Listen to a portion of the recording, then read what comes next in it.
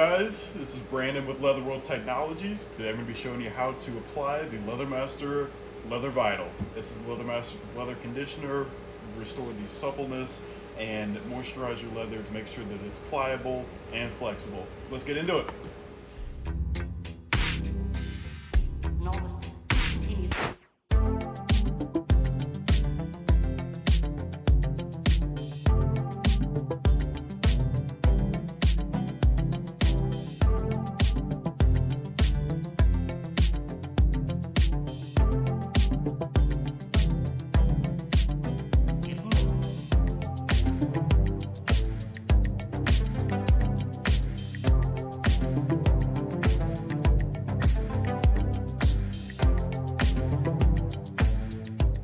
This has been the Leathermaster Leather Vital.